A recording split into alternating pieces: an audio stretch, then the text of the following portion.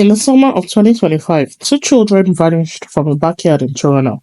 They had been playing at the edge of a ravine behind their house, a place they visited nearly every day. When their mother called them in for lunch, only a plastic cup and a teddy bear sat near the fence, and the forest behind them was silent. Ryan was 8 years old, sharp eyed, restless, and always one question away from breaking the rules. Viola was his little sister. She was almost 4, but she talked with the confidence of a 5-year-old. She wore one shoe, one sock, and a superhero cape she made from a dish towel. Her teddy bear, Captain Beary, went everywhere she did, even the bathroom. That day, the two of them were out back like usual. Ryan was crouched near a mossy stump, poking at a shiny beetle with his red magnifying glass. Viola sat in the grass nearby, stirring pebbles and leaves in a pink plastic cup. It's soup, she said proudly. Super spicy. You want some? Ryan smirked. It smells like dirt. Viola held the cup out to her bear. Captain Mary says it's delicious. Then a flicker. Low to the ground. Quick. Red. Something zipped past Viola's foot. She froze. Ryan, the bug blinked at me. Ryan dropped his magnifying glass. What kind of bug blinks red? The thing circled them once, then hovered, pulsing steadily in midair. Not like a bug, not like anything. Then it darted toward the trees. Ryan stood up. I think it wants us to follow it. Viola clutched her bear. That's how people get lost. I don't want to go. Brian raised an eyebrow.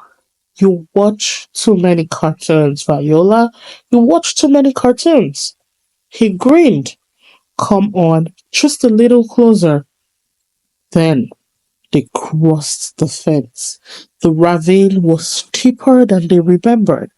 As they slid down the slope, the air shifted, cooler, quieter. Even the crickets stopped.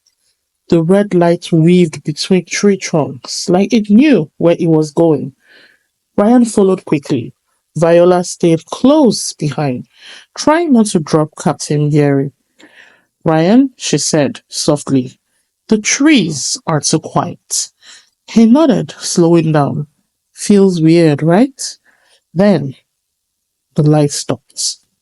It hovered in the center of a small clearing and split into three, one red, one green, one gold. They circled the kids slowly, like fireflies deciding what to do.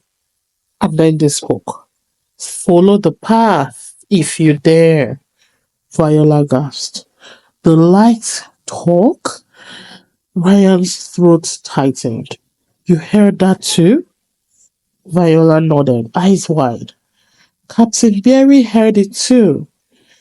A mossy trail appeared in front of them, glowing slightly, like the ground itself had woken up. Viola stepped back. Ryan, we shouldn't. Ryan hesitated. The forest was still, watching. Then he said what he always said when he didn't know what else to do. We'll be quick, just to see what it is. Viola squeezed her bear and whispered, Captain Beary says some doors should stay closed. Ryan laughed nervously. We're just peeking through one. They stepped forward. Later, Ryan would try to remember the exact moments the ground gave way, but all he could recall was Viola whispering. The lights changed. Then came the hum, low, deep, like something enormous was breathing underneath them.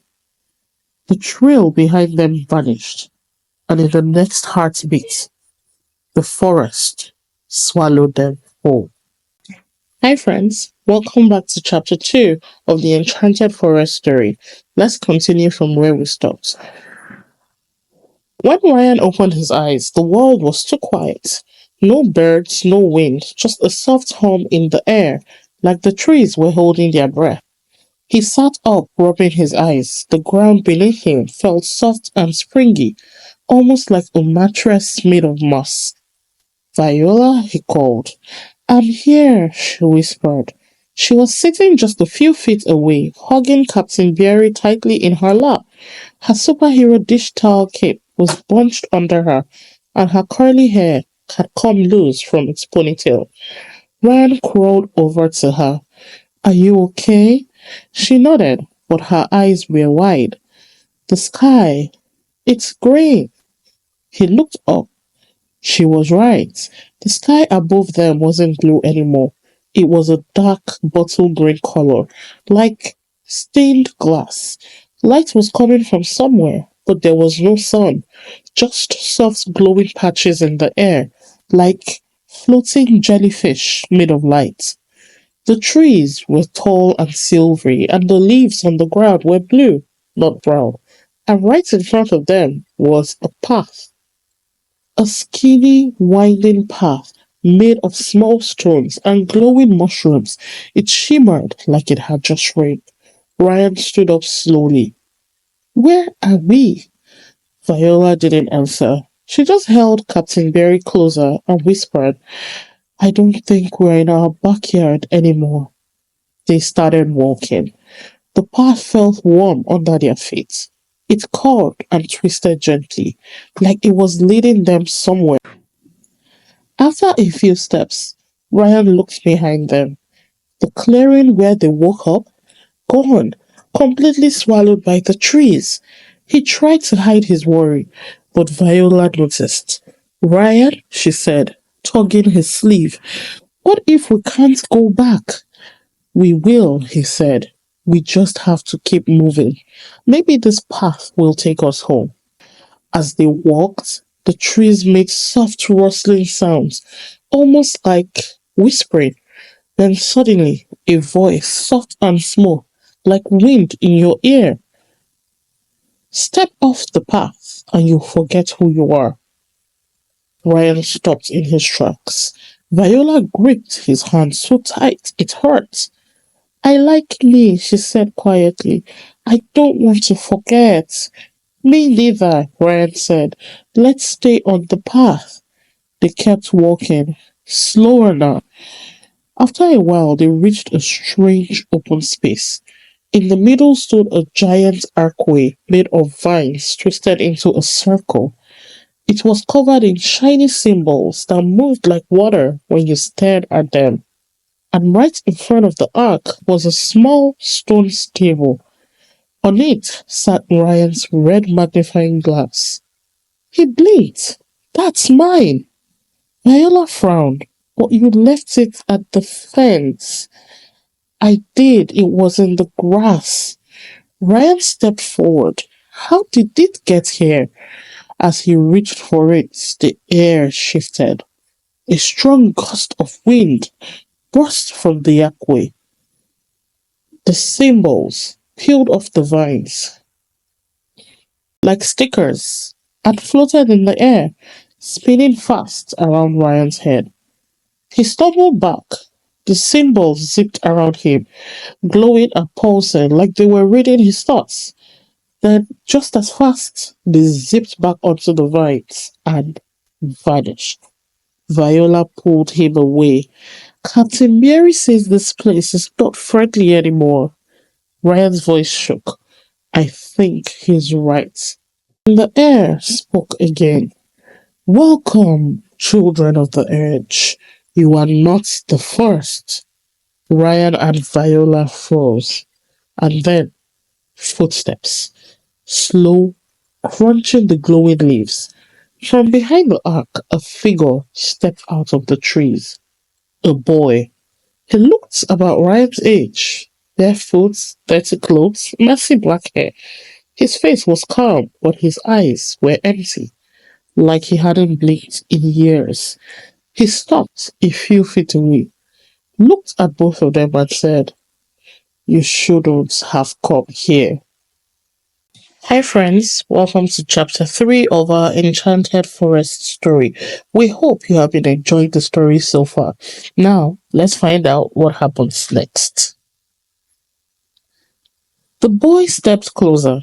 Ryan took a step back, gently placing his arm in front of Viola. You shouldn't have come here, the boy said again. But his voice didn't sound angry, just tired, like someone who'd been waiting for a long time. Viola peeked out and whispered, What's your name? The boy blinked. I don't know. I I forgot. Ryan frowned. You forgot your name? The boy nodded slowly. I stepped off the path. He pointed to his bare feet. I followed glowing frogs, he said. They were so shiny. I didn't listen. The forest took my memories. I've been here ever since. Viola clutched Captain Beary tight. That's why the voice warned us. Ryan felt a chill. That's why we stayed on the path. The boy nodded. Then he pointed to Ryan's red magnifying glass, sitting on a glowing stone. You dropped that when you entered, he said. The forest left it here. I think it wants you to find your way out. Ryan stepped forward. I picked it up. It was warm, almost alive in his hand. He lifted it to his eye. Suddenly, glowing footprints appeared on the ground, small, bright steps leading away from the ark. There, he said, our way home. The boy smiled, but it was a quiet, sad smile. I can't go, he whispered. The path only shows if you remember who you are. Viola's eyes filled with tears. But that's not fair. She stepped forward and held out Captain Beary. You can take him. He helps with scary stuff. The boy gently touched the bear's paw. Thank you, he said. I think I'll stay. Maybe I can help other kids who get lost. Maybe one day I'll remember. Ryan looked at him for a long time. We'll come back for you, he said. We promise. The boy nodded once. I'll be here. Ryan and Viola held hands. They stepped through the glowing arc. A warm wind swept over them. The light grew brighter and brighter until it filled everything. Then they were back, right behind their backyard fence. The sky was blue again. The air smelled like summer grass, and in the distance they could hear the sound of their mom calling. Mommy! Viola shouted, running ahead. Their mom and dad rushed over, their faces full of worry. Where have you two been? Mom cried. Ryan looked up at her, then at Viola, then back at the ravine. We followed a path, he said. Dad crouched and hugged them both. You scared us. We are okay, Ryan said. But there's a boy in there, and he needs help. Their parents glanced at each other. Then Mom said softly, We are just glad you are safe. That night, after baths and hugs and warm food, Ryan sat by his window. Viola was already asleep, her teddy bear beside her. Ryan held the magnifying glass in his hand. It no longer glowed, but it still felt special, like it remembered. He looked out at the dark treetops swaying behind the fence. We'll go back for you, he whispered, because today they had learned something important. Some adventures are dangerous, some paths should never be followed, but when you have someone who loves you and you listen, you find your way home. And maybe, just maybe, you can help someone else find their way too. Hi, friends. Welcome to the final and last chapter of our Enchanted Forest story. In this chapter, we will find out what happened to the boy Ryan and Viola found in the forest. Let's get into it. It had been one whole week since their last adventure. The forest behind Ryan's house is quiet again. Too quiet. Then, on a sunny Saturday morning, something strange happened. Ryan was brushing his teeth when he heard it. A whisper. You promised. You said you'd come back. Ryan froze. Was it the forest? Later that day, Ryan sat on the porch, staring at the trees behind their house. Viola joined him, hugging Captain very tightly. Ryan looked at her, puzzled. I thought you gave Captain Beary to the boy in the forest. Viola nodded. I did, but the next morning he was back on my pillow. Ryan's eyes widened. Maybe the magic brought him back? Viola whispered, I think the boy forgot us. We have to help him. Ryan stirred. Let's go. They packed juice, apple slices, a flashlight, and Ryan's notebook marked forest clues. But just as they were sneaking out the door, Mom spotted them. Where are you two off to? Ryan answered quickly. Just backyard exploring. Mom smiled, but warned, stay away from the ravine. It's not safe. Ryan nodded, but inside he knew where they were really going. At the edge of the ravine, the ark shimmered, barely glowing.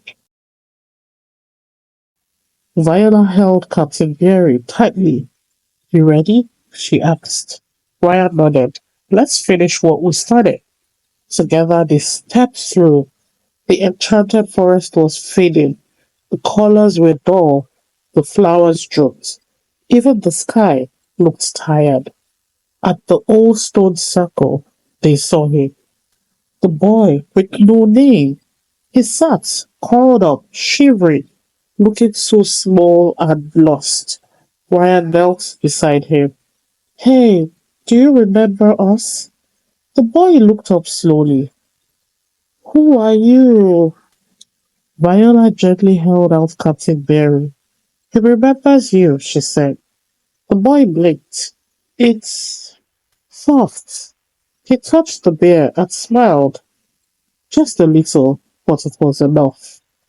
Ryan opened his notebook and handed him a pencil. Try writing your name, he said. The boy stared at the page for a long moment. Then slowly, carefully, he wrote Ellie. The forest shimmered. The wind calmed. Magic returned. Your name is Ellie? Ryan said with a grin. Ellie looked around. I remember now. A soft glowing door opened behind him, not like the forest ark, but brighter, made of stars. Ellie turned to them. Thank you for helping me remember who I am. Then Ellie stepped into the lights, and just like that, he was gone. Back in the backyard, Ryan and Viola tumbled out of the trees. Mom stood on the porch, hands on her hips. Ryan, Viola, I told you not to go near the ravine. They both looked down. I'm sorry, Mom, Ryan said. We just needed to help someone. Viola added softly. He was forgetting who he was. Mom knelt beside them and sighed. I'm proud you helped, but rules are for your safety. Next time, tell someone. They nodded. No more forest missions without permission, Ryan promised. That night, Ryan opened his notebook and wrote, We thought being brave meant sneaking off, but real bravery means asking for help and listening when it counts. Viola picked over his shoulder.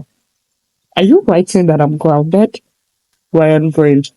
Let's just say no cookies for a week, Cookie Queen. They both laughed, and as the stars twinkled outside their windows, Ryan felt something new. Peace. The forest still held secrets, but now they knew better because love always waits, and magic always remembers. We have now come to the end of our Enchanted Forest story.